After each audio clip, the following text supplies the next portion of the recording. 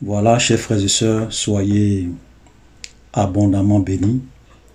Que la grâce de notre Seigneur soit avec vous. Aujourd'hui, nous allons nous allons plutôt continuer notre étude sur le livre de l'Apocalypse. Donc, pour ceux qui nous prennent en marche, nous sommes en train de faire une étude chapitre par chapitre de tout le livre de l'Apocalypse. Donc, la dernière fois, nous avons vu le chapitre 4. Donc, aujourd'hui, nous sommes dans le chapitre 5.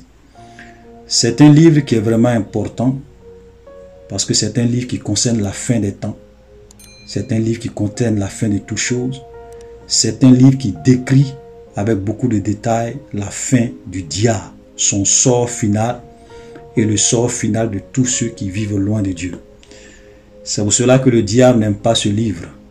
C'est pour cela que les démons n'aiment pas ce livre et souvent Satan s'est arrangé au cours des siècles pour ne pas que, ou bien j'ai même pas envie de dire au cours des siècles, mais à notre époque, Satan s'est arrangé pour ne pas que beaucoup de personnes s'intéressent à ce livre parce que souvent les gens trouvent que c'est un livre qui est difficile à comprendre.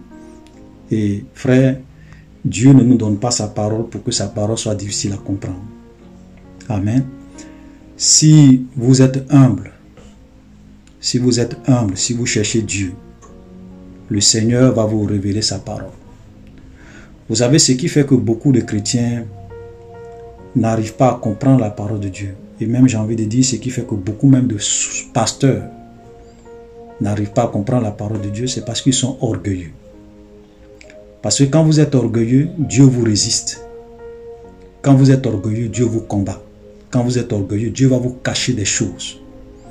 Mais si vous avez le cœur d'un enfant, si vous êtes humble, Dieu va vous révéler sa parole, il va vous révéler des choses cachées que le commun des mortels ne peut pas comprendre dans sa parole. Vous voyez, Pierre était quelqu'un qui n'a pas fait d'école de théologie. Ce n'était pas un docteur de la loi, ce n'était pas un pharisien. Mais Pierre était capable de regarder Jésus et de dire « Tu es le Christ, le Fils de Dieu ». Et jusqu'à ce que Jésus va le dire. Jésus va le dire « Pierre, ce n'est pas la chair et le sang qui t'ont révélé cela, mais c'est mon Père qui est dans les cieux qui t'a révélé que je suis le Christ. » Vous voyez, Pierre était capable. Et Pierre savait que Jésus était le Christ. Mais regardez, et quand vous regardez les pharisiens, les docteurs de la loi, les gens qui se connaissaient, qui se jouaient les experts dans la parole de Dieu, qui disaient qu'ils connaissaient la Torah, qui connaissaient les prophètes, qui connaissaient la Bible, si je peux m'exprimer ainsi en leur temps, eux, ils ont regardé Jésus, et qu'est-ce qu'ils ont dit? Ils ont dit à Jésus que tu es un démon, que tu es un samaritain, que tu chasses les démons par Belzébul. Et ils l'ont crucifié. Ils ont dit que Jésus c'est un faux prophète. Pourtant ils avaient la Torah, ils avaient l'Ancien Testament qui parlait de Jésus, qui parlait du Messie qui devrait venir. Frère, vous voyez combien de fois vous pouvez avoir la Bible et être aveugle. Vous pouvez avoir la Bible et ne rien comprendre. Vous pouvez avoir vos diplômes de théologie et être aveugle concernant les choses de Dieu. Parce que Dieu a caché les choses sages. Dieu a caché les choses dans sa parole aux gens qui se croient sages, qui sont orgueilleux. Et il les a révélées à des enfants, aux gens qui ont le cœur humble, qui ont le cœur d'un enfant. Voilà. Vous voyez, ils avaient la Bible. Hein? Il y avait des prophéties dans la Bible qui disaient que le Messie devrait venir. Ils avaient tout ça. Mais quand le Messie est venu, ils ont dit que le Messie, c'est un démon. Ils ont dit que le Messie chasse les démons par Belzébul. Ils ont dit que le Messie, c'est un samaritain. Ils ont dit que le Messie, c'est un faux Messie. Ils l'ont crucifié. Et des gens qui ne connaissaient même pas, qui n'étaient pas des docteurs de la loi, Dieu leur a révélé que Jésus était le Messie. Et frère, souvent, moi, je vois ça quand je fais mes vidéos. Okay? Vous avez des gens, des pasteurs, des soi-disant prophètes, des soi-disant chrétiens qui pensent qu'eux, ils connaissent tout, qui sont des experts, qui connaissent la parole de Dieu. Souvent, ils viennent, ils écoutent souvent ce qu'on prêche. Ils disent, ah, ça c'est un plaisantin. Ça c'est un faux pasteur. Ça c'est un manipulateur. Mais souvent, il y a des gens qui n'ont pas fait d'école de théologie, qui ne sont pas des hommes de Dieu, mais qui écoutent la vérité que nous prêchons et qui comprennent et qui disent, ça c'est la vérité. Alléluia. Vous voyez, quand vous êtes un brebis du Seigneur, Jésus a dit, mes brebis me connaissent et elles entendent ma voix. Un véritable enfant de Dieu. C'est vrai, on peut prendre des siècles pour le tromper. On peut prendre des années pour mentir. Mais quand ils entendent la voix du bon berger au travers de ses vrais serviteurs, ils savent que ça c'est la vérité. Et ça c'est Dieu. Amen. Voilà. Donc souvent les gens viennent, on prêche la vérité, ils ne comprennent pas. Ils nous traitent de tous les noms. Ils nous traitent exactement comme les pharisiens ont traité Jésus en son temps. Et ceux qui n'étaient pas des experts ont vu Jésus dire, voilà le Christ, voilà le Messie qui doit venir. Alléluia. Voilà. Non, c'est un manipulateur.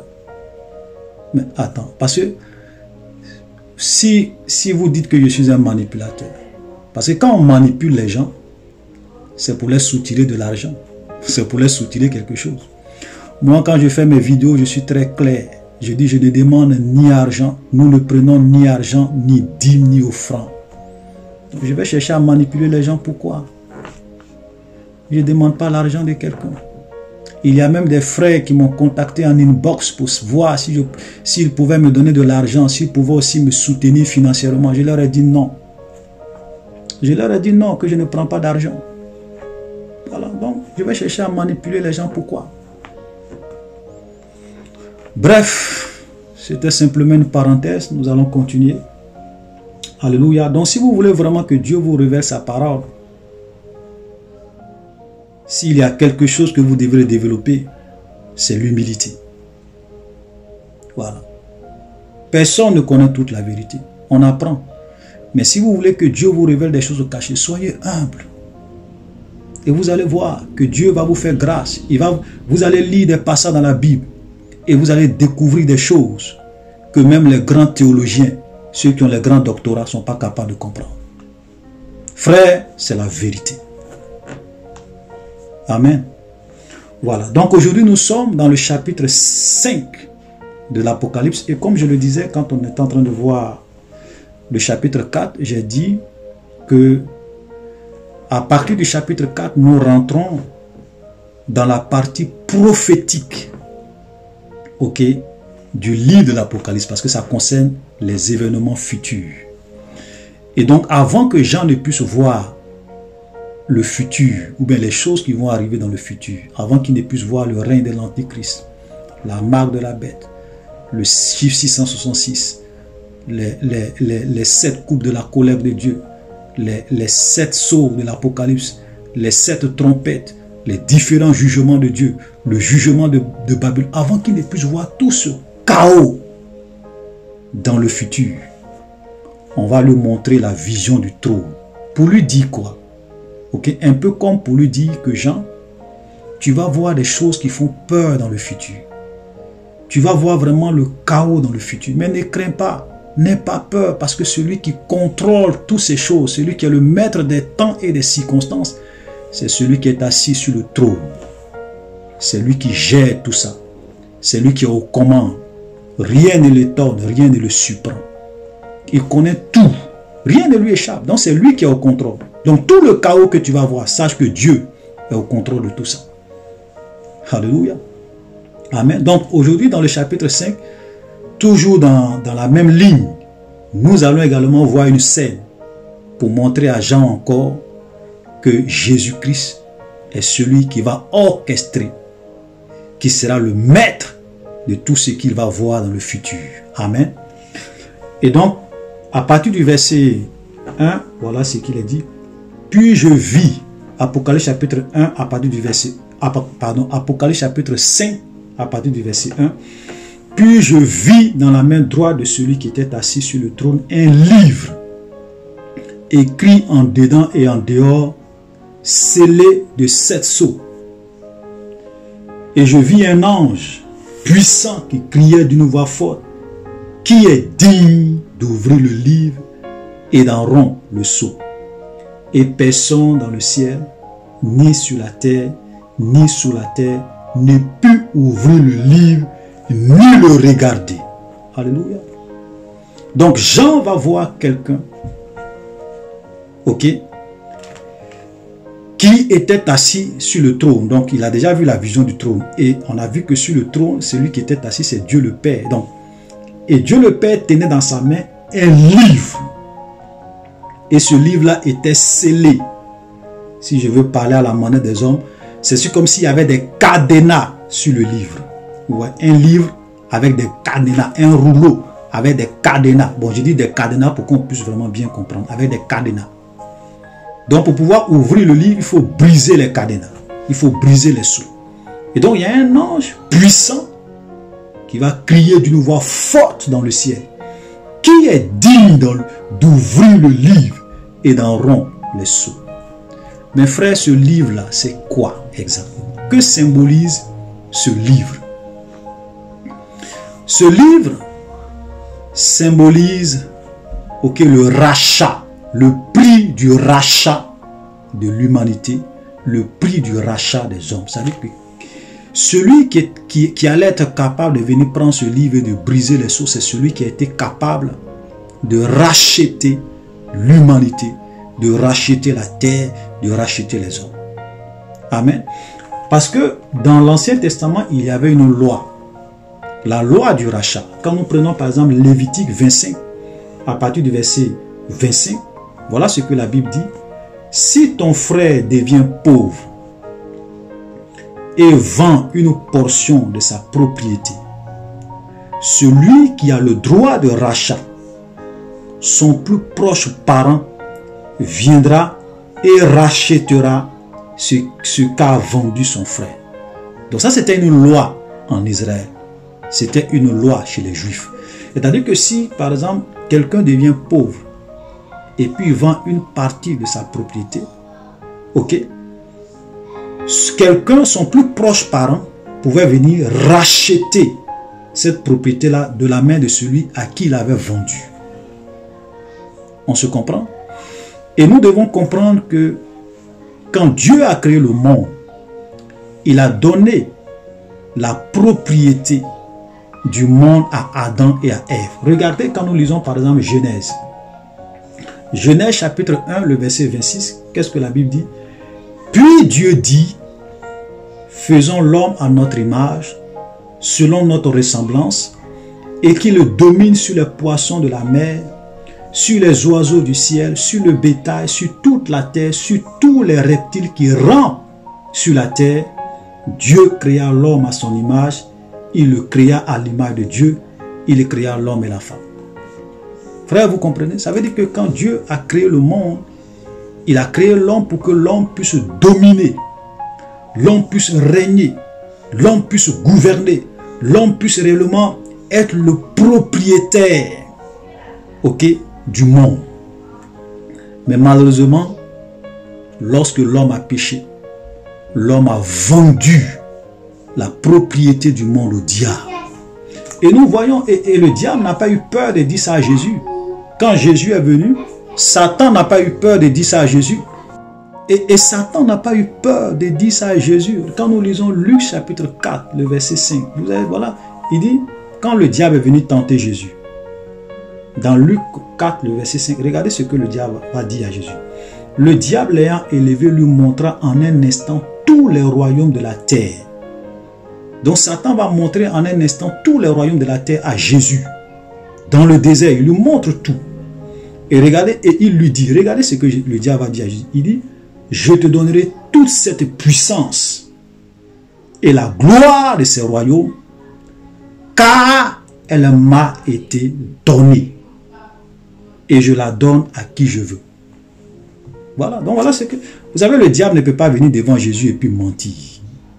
Bon. On va laisser ça comme ça, parce que le diable c'est un menteur et le père du mensonge, il ment. Mais quand le diable vient dire à Jésus, elle m'a été donnée, ça c'est la vérité. Pourquoi? Parce que Adam, par son péché, a vendu le monde, a vendu la propriété du monde au diable. Désormais, au lieu que ce soit l'homme qui gouverne, c'est le diable qui gouverne. C'est pour cela que la Bible dit que ce monde est sous la puissance de Satan.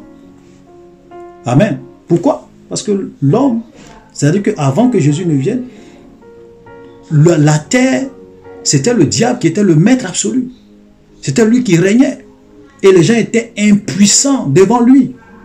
Vous voyez, même quand vous lisez l'Ancien Testament, frère, vous allez voir que dans l'Ancien Testament, les gens n'avaient pas le pouvoir de chasser les démons. Vous n'allez jamais voir un prophète de l'Ancien Testament dire « Je te chasse au nom de Jésus » ou bien chasser les démons ou bien au nom de Jésus. Non, ils n'avaient pas ce pouvoir. Donc Satan était le maître. Et Jésus était la première personne qui a commencé à prendre autorité et pouvoir sur les démons, à les chasser. Et nous aussi, en tant que des chrétiens, il nous a donné le pouvoir de marcher sur les serpents et les scorpions. Mais dans l'Ancien Testament, vous n'allez jamais voir les gens chasser les démons. Voilà, tous leurs ennemis, c'était des hommes physiques. C'était des Amoréens, les Philistins, les Éphésiens. C'était des hommes physiques. Dans l'Ancien Testament, le combat était contre la chair et le sang. Amen. Parce qu'ils n'avaient pas le pouvoir de combattre les véritables ennemis. Mais quand on vient dans le Nouveau Testament, Jésus dit non. Aimez vos ennemis, bénissez ceux qui vous maudissent, priez pour ceux qui vous maltraitent. Parce que vos véritables ennemis, ce ne sont plus les hommes, ce n'est plus la chair et le sang, mais ce sont les dominations, les principautés, les esprits méchants. Et dans Luc 10, 19, il dit, je vous ai donné le pouvoir de marcher sur les serpents et les scorpions, et sur toute, écoutez très bien, et sur toute la puissance du diable, et rien ne pourra vous nuire. C'est malheureux de voir aujourd'hui beaucoup de chrétiens qui ont peur du diable, qui ont peur des sorciers, qui ont peur des mystiques. Frère, Satan, ce n'est plus lui qui tient les clés de la mort et du séjour des morts. Il n'a plus de pouvoir. Jésus a tout accompli à la croix. Amen. Donc ça, c'était une parenthèse. Donc pour vous dire que ce livre symbolisait quoi? Le rachat de l'humanité. Donc celui qui allait être digne de prendre ce livre, c'est celui qui allait être capable, ou bien celui qui a été capable de venir payer le prix pour racheter le monde. Donc c'était le rachat de l'humanité, le rachat des hommes. Et nous pouvons même voir, toujours dans le livre de l'Apocalypse, à partir du verset 9, hein, voilà, on peut même voir à partir du verset 9, qu'est-ce qu'il est dit? On va revenir, mais je veux vraiment vous montrer que en fait, ce que représentait réellement ce livre. On dit, il chantait un cantique nouveau, ok, en disant, tu es digne. Et là, on parlait de l'agneau. Tu es digne de prendre le livre et d'en ouvrir les sceaux. Pourquoi Jésus a été trouvé digne de prendre le livre et d'en ouvrir les sceaux?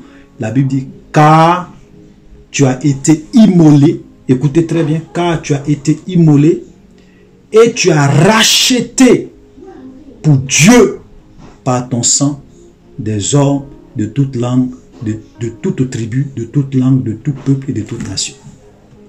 Amen. Voilà. Ok, on comprend. Et donc c'est pour cela que personne, parce que puisque il dit personne dans le ciel, ni sur la terre, verset 3, ni sous la terre, ne put ouvrir le livre, ni le regarder. Pourquoi? Pourquoi sur la terre, il n'y avait personne? Pourquoi dans le ciel, il n'y avait aucun ange? Pourquoi sous la terre, il n'y avait aucune créature? Parce que aucun ange, aucune créature sur la terre n'a donné sa vie, n'a été capable de donner sa vie comme un sacrifice pour racheter l'humanité. Et regardez le verset 4. Et je pleurais beaucoup de ce que personne ne fut trouvé digne d'ouvrir le livre ni de le regarder. Donc quand Jean voit, Jean comprend ce que ça veut dire. Jean lui comprend ce que signifie ce livre.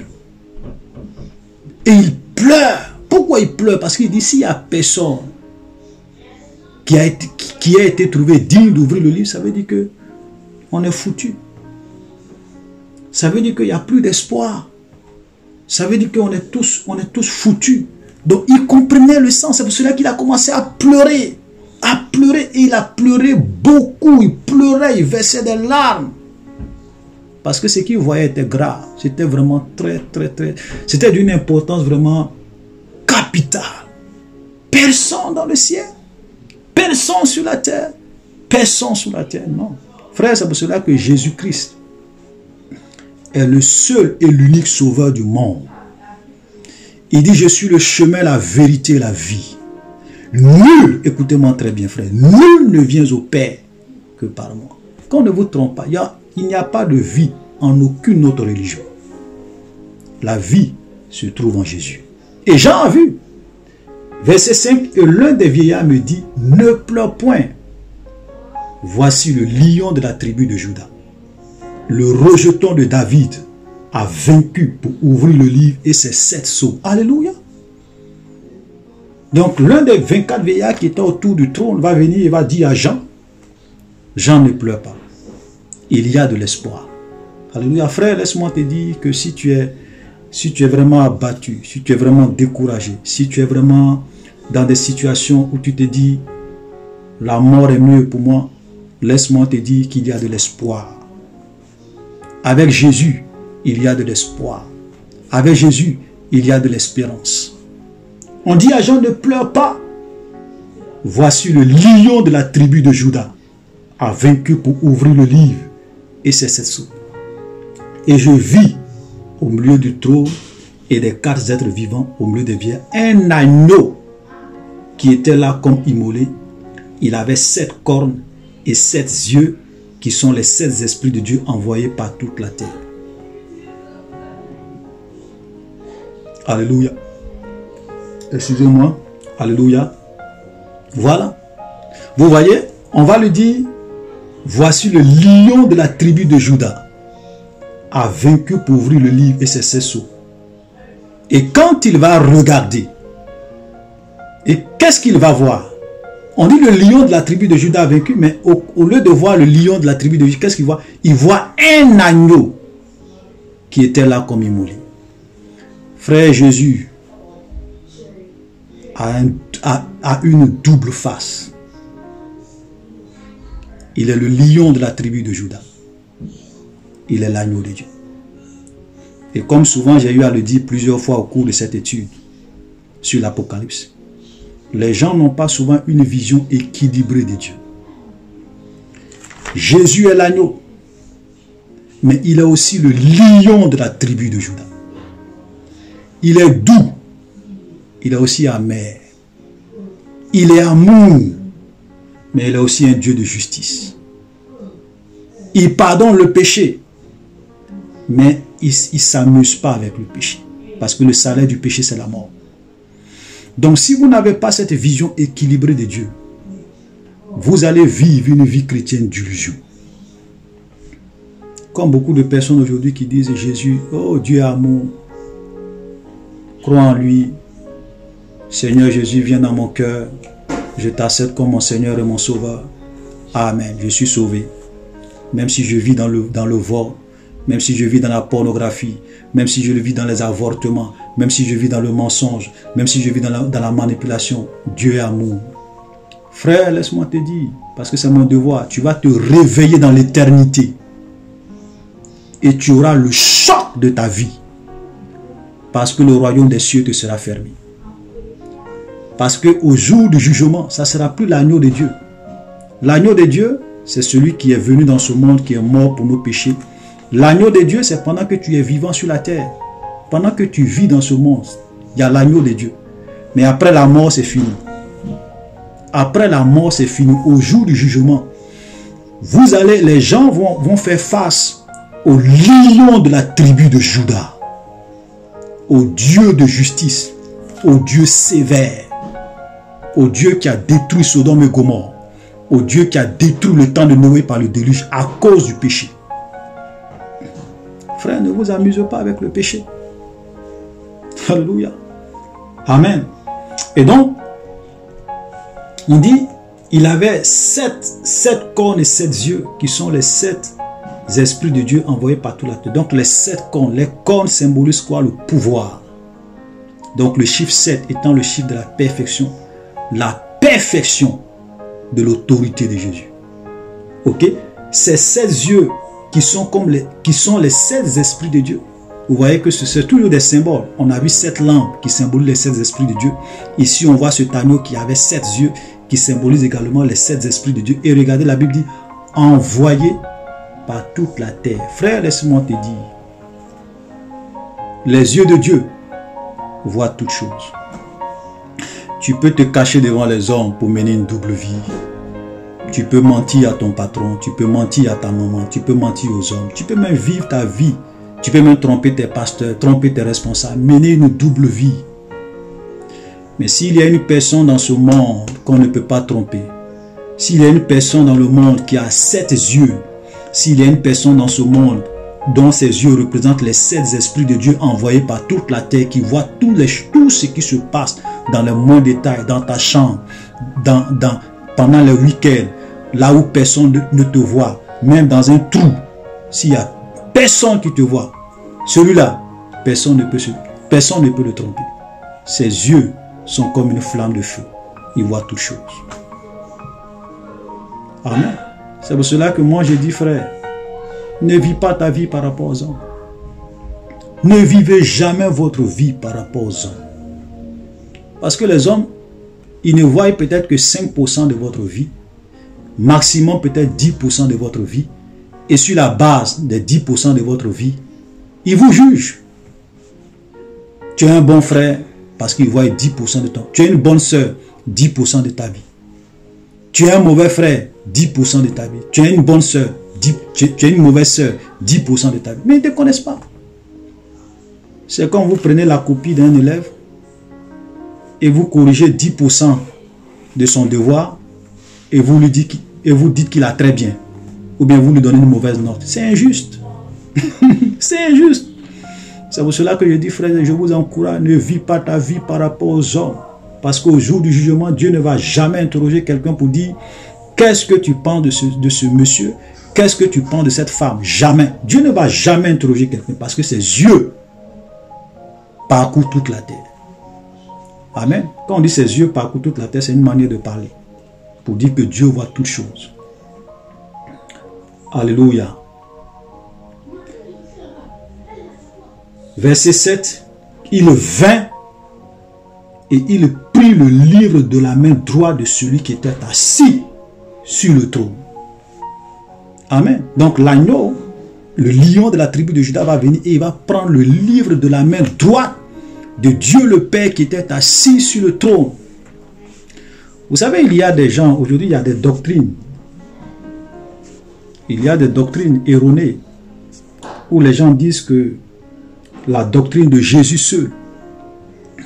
Les gens disent que Dieu le Père, c'est Jésus. Dieu le Fils, c'est Jésus. Dieu le Saint-Esprit, c'est Jésus. C'est-à-dire que le Père, le Fils, le Saint-Esprit, c'est la même personne. Ce n'est pas 3 personnes distinctes. Frère, ce n'est pas biblique, ce n'est pas correct. Parce que si vous dites ça, comment vous expliquez ce passage? Jean a vu quelqu'un qui était assis sur son trône et qui tenait dans sa main un livre. Et le lion de la tribu de Juda, l'agneau de Dieu, est venu et il a pris le livre de la main droite de celui qui était assis sur le trône. Donc l'agneau, ce n'est pas celui qui est assis sur le trône. Le lion de la tribu de Juda, ce n'est pas celui qui est assis sur le trône. C'est 2 personnes distinctes que Jean a vues dans sa vision. Donc quand les gens disent, et même vous avez des gens qui disent, non, on ne doit pas baptiser au nom du Père, du Fils et du Saint-Esprit. Non, on doit baptiser au nom de Jésus seul. Parce que quand il lit le livre des Actes des Apôtres, Pierre a dit, repentez-vous et que chacun de vous soit baptisé au nom de Jésus. Ils ne comprennent même pas le contexte dans lequel, ok, Pierre a dit cela. Il tord le sang des Écritures et il s'égare. Le baptême, c'est au nom du Père, du Fils et du Saint-Esprit, comme Jésus l'a dit dans Matthieu 22. Frère, ne vous trompez pas. Que les gens ne vous égarent pas. Voilà. Vous avez vu? Quelqu'un était assis sur son trône. Dieu le Père et le Fils est venu prendre le livre de la main droite. C'est clair. Hein? Il vint, verset 7, et il prit le livre de la main droite de celui qui était assis sur le trône. Donc celui qui était assis sur le trône et puis celui qui est venu prendre le livre de sa main droite sont 2 personnes distinctes. Pas la même personne. Vous savez, quand vous ne connaissez pas la Bible, les gens peuvent venir jouer avec leur raisonnement humain. Voilà. Comme certaines personnes le disent, oui, au ciel, il y a combien de trônes? Est-ce qu'il y a le trône du Père à part, le trône du Fils, il y a le trône du Saint-Esprit? Frère, je vous ai dit la dernière fois que quand quelqu'un vous dit ça, dites-lui que si quelqu'un vous dit, est-ce qu'au ciel il y a 3 trônes? Dites-lui que le trône du Père, c'est un trône qui fait des kilomètres. Donc plusieurs personnes, s'il le veut, peuvent s'asseoir là-dessus. C'est un trône qui fait des kilomètres. Ce n'est pas vos fauteuils présidentiels. Répondez-lui ça. Parce qu'il y a des gens qui veulent toujours amener leur raisonnement bizarre pour comprendre les choses de Dieu. Vous allez vous égarer. Vous allez vous tromper. Amen. Verset 8. Quand il eut pris le livre, les 4 êtres vivants et les 24 vieillards se prosternèrent devant l'agneau, tenant chacun une harpe et des coupes d'or remplies de parfums qui sont les prières des saints. Vous voyez? Donc là, on nous fait comprendre que les 4 êtres vivants et les 24 se prosternaient devant l'agneau, tenant chacun une harpe et des coupes d'or. Mais dans ces coupes d'or-là, étaient remplies de parfums. Et ces parfums-là, c'était quoi? Ce sont les prières des saints. Donc quand vous priez, quand on prie, nos prières montent à Dieu. Et ça va dans ces coupes. Ça monte à Dieu, ça va dans ces coupes. Et frère, je vais te dire, un parfum, ça sent bon. On est d'accord? Donc ce n'est pas n'importe quelle prière qui va dans ces coupes. Amen. Parce que quand tu vis dans le péché que tu pries, même ta prière est une abomination aux yeux de Dieu. Quand tu vis dans le péché, tu pratiques le péché, tu es un menteur, tu vis dans l'adultère, dans la fornication, dans le mensonge, dans l'idolâtrie, dans la manipulation, dans l'escroquerie, dans le vol, dans les détournements de fonds. Tout ce que tu lis dans la Bible que Dieu n'aime pas, quand tu vis dans ça, et puis tu pries, ta prière ne peut pas aller là-bas. Parce que ce n'est pas un parfum de bonne odeur. Là-bas, ce sont des parfums. Ce sont des parfums qui sont dans ces coupes. Et la Bible dit, ce sont les prières des saints. On n'a pas dit ce sont les prières des pécheurs. Des saints. Écoutez très bien. Ce sont les prières des saints. Donc pour que ta prière soit dans cette coupe, il faut que tu sois saint. Amen. C'est vrai, si tu es un pécheur, tu pries, Dieu peut te pardonner. Amen. On est d'accord, on peut prier, ça monte à Dieu, Dieu nous pardonne. Si on vient, on se repent sincèrement, parce que la Bible dit, si nous confessons nos péchés, il est juste et fidèle pour nous les pardonner. Mais confesser son péché, ça veut dire quoi? La Bible dit que celui qui confesse ses transgressions, celui qui confesse ses péchés et qui les délaisse, obtient miséricorde, obtient le pardon de Dieu. On est d'accord?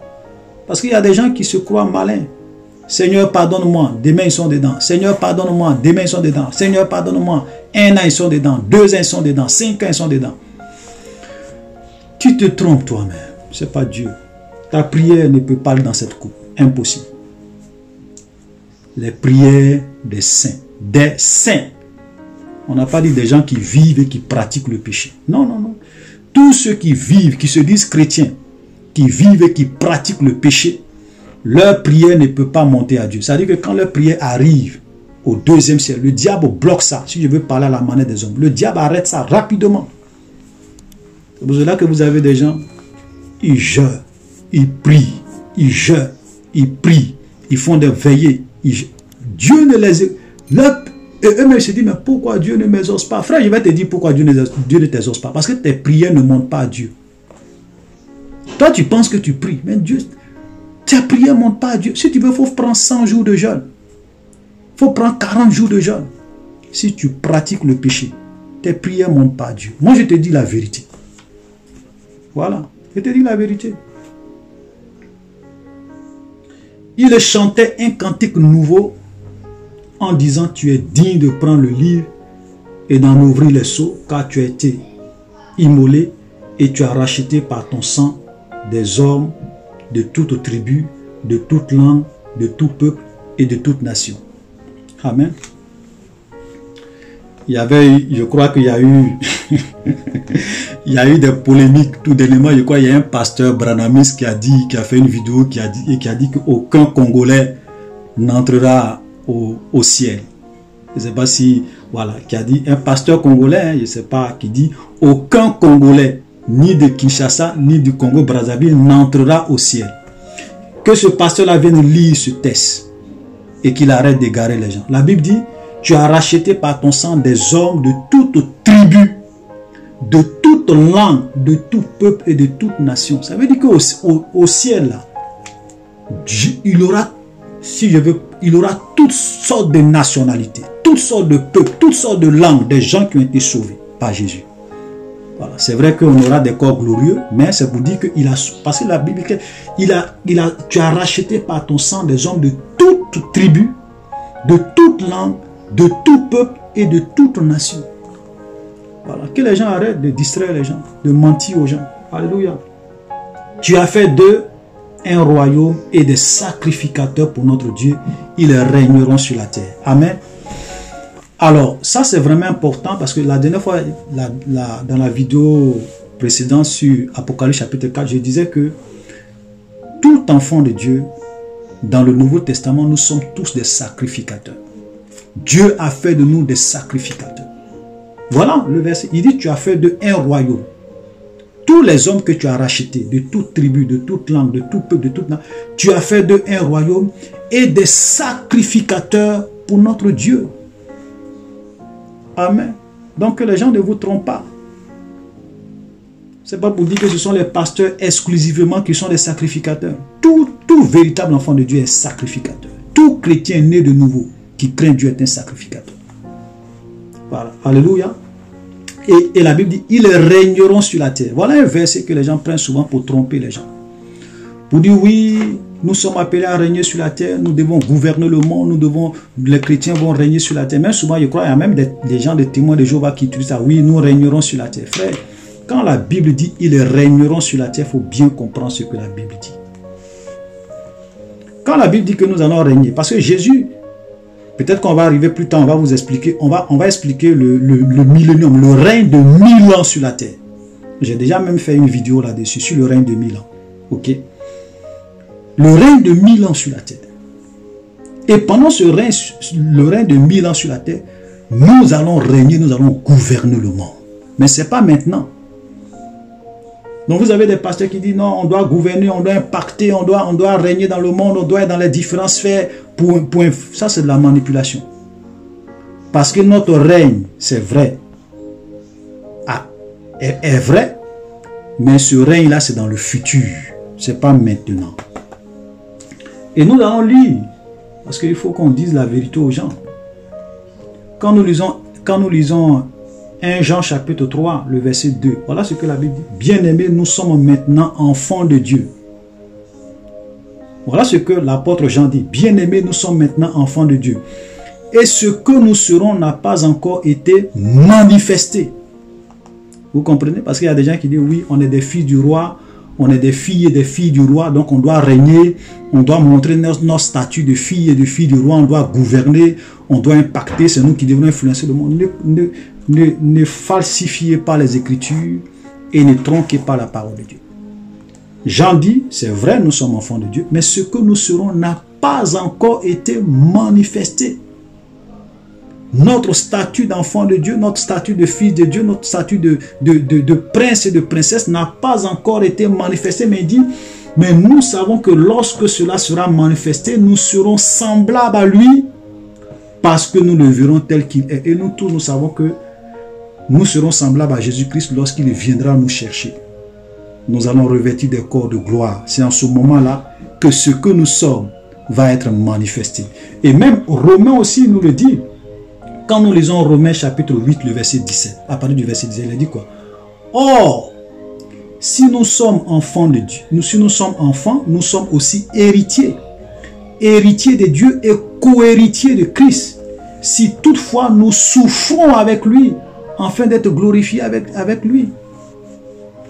Aujourd'hui, on dit aux chrétiens, tu dois régner, tu dois gouverner.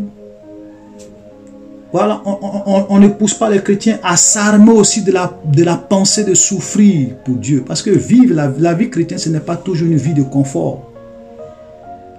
Souvent, il y a la mort dedans. Jean-Baptiste a été décapité à cause de la parole de Dieu.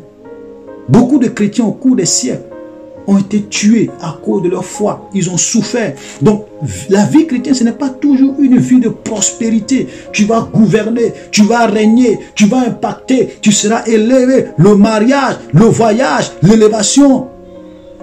Frère, faites attention. Il dit, si toutefois nous souffrons avec lui, afin d'être glorifiés avec lui. Et verset 18, j'estime que les souffrances du temps présent ne saurait être comparé à la gloire à venir qui sera révélée pour nous. Il dit la gloire à venir qui sera révélé pour nous quand Jésus va venir. Verset 19. Aussi, la création attend-elle avec un ardent désir la révélation des fils de Dieu. Alléluia. Donc, la création attend-elle avec un ardent désir la révélation des fils de Dieu. Parce que cette révélation des fils de Dieu, ça sera dans le futur. Ce n'est pas maintenant. Maintenant, nous souffrons. Maintenant, nous sommes combattus. Maintenant, nous ne sommes pas les présidents du monde, nous ne sommes pas les stars du monde, nous ne sommes pas les célébrités du monde. Maintenant, ce sont les fils du diable qui règnent dans ce monde, qui sont les grands stars, qui sont les grandes célébrités, qui sont les gouvernants, qui sont les présidents, qui sont les chefs d'État. C'est eux qui règnent, des gens qui sont des francs-maçons, des Illuminati, des agents du diable, c'est eux qui règnent. Voilà, la plupart. Voilà, c'est pas forcément des chrétiens. Mais notre règne arrive et c'est dans le futur. Donc quand vous voyez des pasteurs qui viennent vous vendre des illusions pour vous faire croire que vous devez prospérer maintenant, vous devrez régner, vous devrez impacter le monde, vous êtes des champions, vous êtes ceci, cela. Faites attention. Alléluia. Faites attention. Donc, nous continuons notre étude, on a presque terminé. Verset 11, je regardais et j'ai entendu la voix de beaucoup d'anges autour du trône et des êtres vivants et des vieillards. Leur nombre était des myriades de myriades et des milliers de milliers. Vous voyez ça?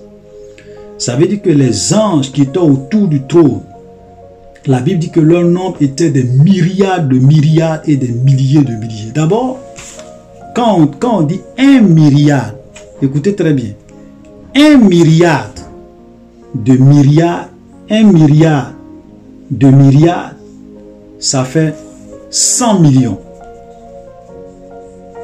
100 millions d'anges. Mais là, on dit des. Donc, avant de dire des, c'est au moins plusieurs. Donc, prenons même le minimum. Disons le minimum 2.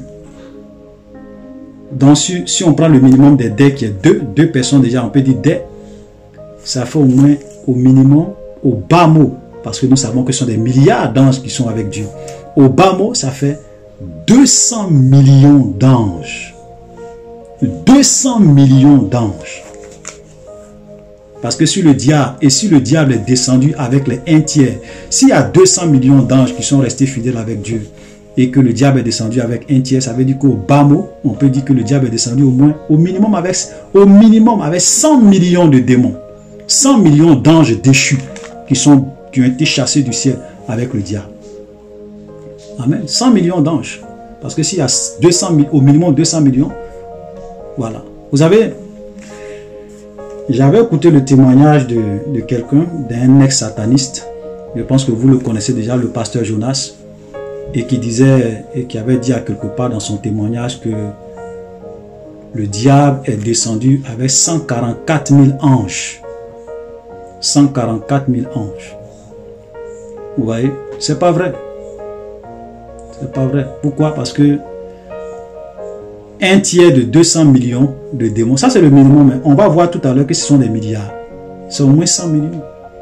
Donc quand il dit dans son témoignage que le diable est descendu avec 144 000 anges, c'est faux. C'est faux. C'est pour cela que je vous disais, quand j'étais en train de faire ma vidéo sur... Quand j'étais en train de faire la vidéo sur... le diable ne contrôle pas le temps, les fausses visions et les fausses prophéties, et les fausses visions et les fausses révélations. Je vous ai dit, frère, faites attention aux différents témoignages que vous écoutez sur Internet. Faites attention aux différents témoignages que vous entendez sur Internet, parce que tout ce qu'ils disent n'est pas forcément vrai. Amen. Voilà. Moi, je ne peux pas dire que tout ce qu'il dit est faux. Ok? Mais il y a des choses dans son témoignage qui ne sont pas vraies, qui c'est faux. Parce que ça contredit la Bible. Ça contredit la parole de Dieu. Et la dernière fois, je vous ai dit que quand vous lisez, quand vous écoutez un témoignage déjà qui commence à contredire la Bible, méfiez-vous. Méfiez-vous. Amen. C'est vrai que j'ai souvent parlé du pasteur Jonas dans certaines de mes vidéos, mais quand je vois certaines choses aujourd'hui qui se passent, et puis certaines contradictions dans son témoignage, je commence vraiment à émettre des doutes Voilà, ça c'est mon avis personnel. Je commence à émettre des doutes sur son témoignage. Voilà, parce que le diable n'est pas descendu avec 144 000 démons. Ok, sur la base d'Apocalypse chapitre 5, le verset 11, c'est au moins, au bas mot, ça j'ai dit au bas mot, 100 millions de démons, donc ça peut pas être 144 000. Et puis, je vais vous montrer un dernier test qui prouve même que il y a des milliards d'anges qui sont avec Dieu. Regardez, ça c'est Daniel. Quand vous lisez le livre de Daniel, il y a beaucoup de choses que Jean explique dans le livre de l'Apocalypse, que Daniel aussi avait vu.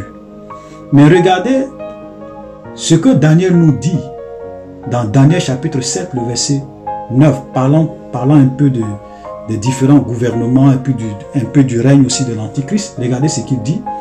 Je regardais pendant que, Daniel 7, le verset 9, je regardais pendant que l'on plaçait des trônes. L'ancien des jours s'assit. L'ancien des jours, c'est Dieu. Son vêtement était blanc comme la neige. Les cheveux de sa tête étaient comme de la laine pure. Son trône était comme des flammes de feu et les roues comme un feu ardent. Un fleuve de feu coulait et sortait de devant lui. Regardez ce qui va nous intéresser. 1000 milliers le servaient et 10 000 millions se tenaient en sa présence. Écoutez très bien, on dit 10 000 millions se tenaient en sa présence, devant la présence de celui qui était assis sur le trône. 10 000, frère, 10 000 millions, ça fait 100 milliards, pardon, ça fait 10 milliards d'anges. Sans oublier les mille milliers. Frère, on ne peut pas les compter. Déjà, 10 000 millions, ça fait 100 millions. Ça fait 100 milliards d'anges qui sont dans la présence de Dieu. Amen. Et même si on dit les 2 tiers les 2 tiers de 10 milliards, pardon, c'est plutôt 10 milliards, les 2 tiers de 10 milliards, ça fait environ 3,3 milliards.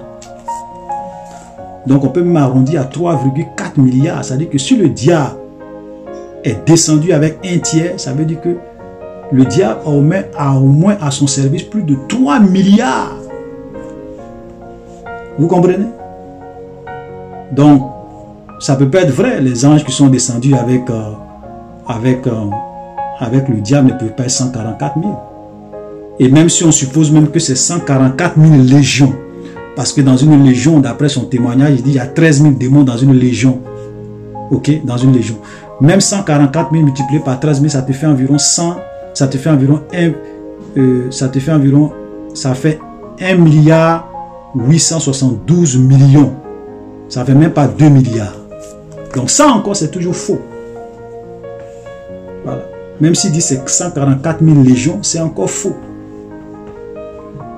Donc frère, vous voyez, c'est pour cela que je vous disais que ne passez pas votre temps à courir après les ex-satanistes, à courir après les révélations, les visions. Connaissez la Bible, connaissez la parole de Dieu. Et quand vous connaissez la parole de Dieu, vous serez capable de détecter ce qui est faux et ce qui est vrai dans un témoignage. Vous voyez? Déjà, en regardant, en lisant Apocalypse, on se rend compte que si un sataniste vient dire que Satan est descendu avec 144 000 démons ou bien 144 000 anges, c'est du mensonge, c'est pas vrai. Amen. Donc nous allons continuer.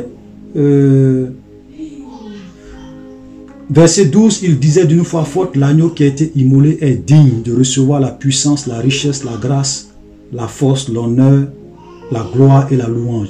Et toutes les créatures qui sont dans le ciel, sur la terre, sous la terre, sur la terre, et tout ce qui s'y trouve, je les ai entendus qui disaient à celui qui était assis sur le trône et à l'agneau, soit la louange, l'honneur, la gloire et la force au siècle des siècles. Et les 4 êtres vivants disaient Amen, et les vieillards se prosternaient et adoraient. Alléluia. Voilà. Donc, comme nous l'avons vu, Apocalypse chapitre 5 encore nous montre clairement, va encore montrer à Jean que celui qui a été trouvé digne de prendre le livre, c'est l'agneau de Dieu, c'est le lion de la tribu de Juda. Donc tout ce qu'il va voir à partir du chapitre 6, c'est l'agneau de Dieu qui est au contrôle. C'est pour cela que vous voyez que quand l'agneau brise un seau, il y a un cheval qui sort.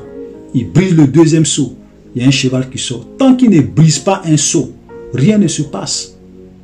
Comme pour dire que Jésus est celui qui est au contrôle de tout chose. Donc tout ce qui va arriver dans le futur, le chaos, le règne de l'Antichrist, les jugements de Dieu, tout ce qui va arriver, Jésus-Christ est celui qui tient la clé de l'humanité, la clé de l'horloge. C'est lui le maître des temps et des circonstances. C'est lui l'alpha et l'oméga. C'est lui le commencement et la fin de toutes choses. C'est lui qui est au contrôle. Donc nous ne devons pas avoir peur. Nous ne devons pas avoir peur pour le futur, pour notre avenir, parce que notre Père, notre Roi, notre Dieu est celui qui est au contrôle de tout ce qui va arriver dans le futur. Voilà, chers frères et sœurs, soyez bénis. Shalom et à la prochaine.